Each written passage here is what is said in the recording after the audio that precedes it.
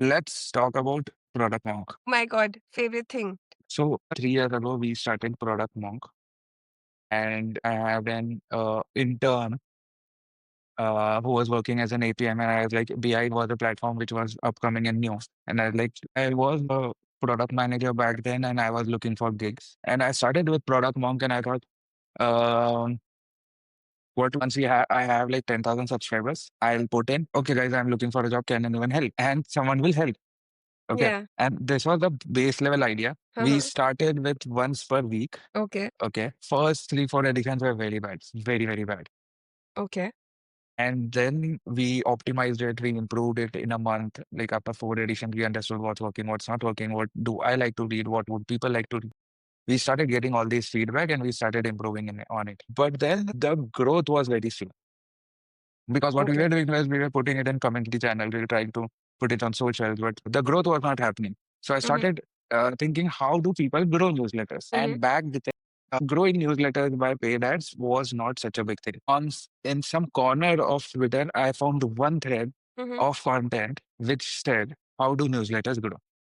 Otherwise, no one wants to agree to this that we run paid ads or we do this. Everyone is like, content has to be great. People refer, people share and stuff, right? But their newsletters which are going by 25,000 subscribers per day, and it could not happen organically. Okay, subscribers is a very big thing.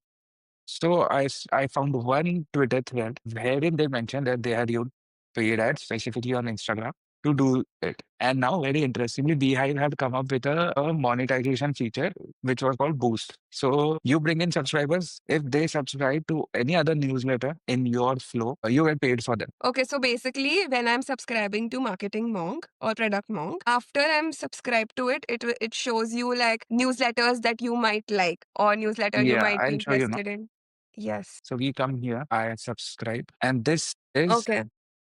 all these newsletters are paying me if I subscribe to any of them. Okay. Okay. So with that, I thought, would that cover our acquisition cost? And Mm-hmm. I was not sure. So we started a very small experiment with 400 rupees ad budget. We're like, okay, let's check it out. And it blew up. The first set of 10,000 subscribers I got for was around 4 to 5 rupees per subscriber in India. That Okay. is too good because in India, newsletters are not a very big thing. Maybe now they are still getting better. The industry is getting better. With that, what happened was I had 10,000 subscribers who were reading our content. We had great feedback coming in. Now was a place where whatever content we write, people were reading it. We had a 35 to 40% open rate. We were getting very much valuable feedback. So now we started optimizing on content. We started putting in polls, we started putting in feedback, we started creating automation. Like if someone opens our emails for like 7 times in a row, another email gets shot to them. You have opened 7 times in a row. How do you like?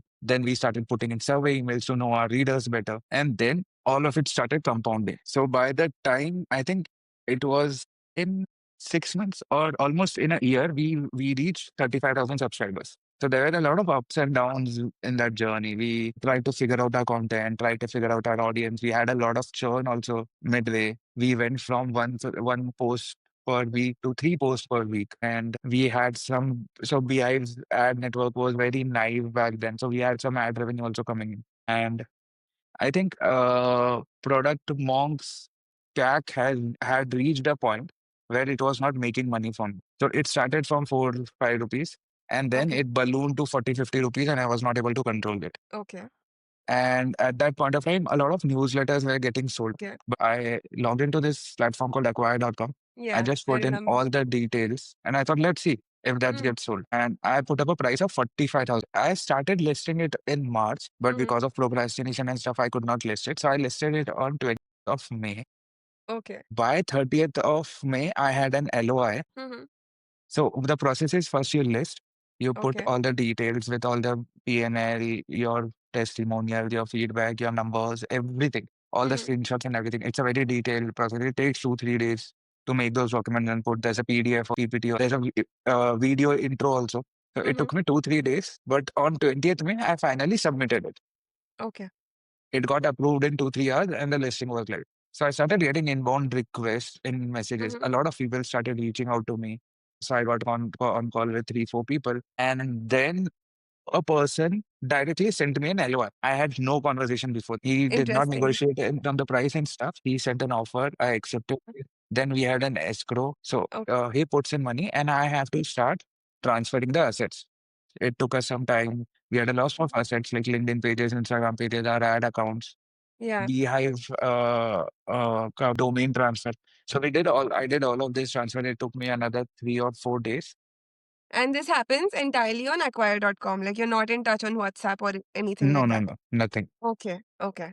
Some of that conversation can happen on mail when you want third-party people, but 90% of the conversation was on acquire.com. And after you transfer the assets, there's a 5-day period, cool down period, where the buyer would evaluate if all the assets are right and if he wants to proceed. Okay. Okay. And he can go back right now also. Acha. Okay. So he will have to give the assets back and he can take his money back. But money is in escrow right now. So I was not sleeping. That was the worst period. Like I did not feel like doing anything. I was so stressed. It's like my asset is with him. I don't have the money. I don't have anything right now. What do I do? Yeah. Got it. But then, If it if it doesn't approve, then what do we do? damn. So why did you think of selling product more? I think just curiosity. How did you Second, come to that amount? so it's called TTL, Mm-hmm. trailing 12 months revenue. Okay. I had a revenue of 23, 24 K dollars. Okay. And the price I set was 2x of that. Uh, So there are two ways you value a newsletter. It's Mhm. either through or $1 per subscriber or $2 per subscriber kind of thing per active How readers. many subscribers did we have? 35,000. Okay. So with that, on 8th of June, he approved. Then there were like several other steps. The bank account I gave, I was using Winvesta. Winvesta first decided to reject like this Can transaction. you tell me about this because I'm not aware? So WinVista is a third-party payment tool. So my WinVista team said it's not possible to transfer because there was some communication gap Mm-hmm. where they thought it was a technical problem, communication problem. They thought it's a purchase of shares or investment into a. I called their founder. I got on a call with him. Ki, I cannot make this go back because then I'll have to talk to escrow team and this complete deal will go haywire. I don't know what will happen. Second, this is not an FDI. This is a sale of an technical asset. So then he asked me to change the words in voice and everything. And then it got approved. That 1 month of that sale was so difficult.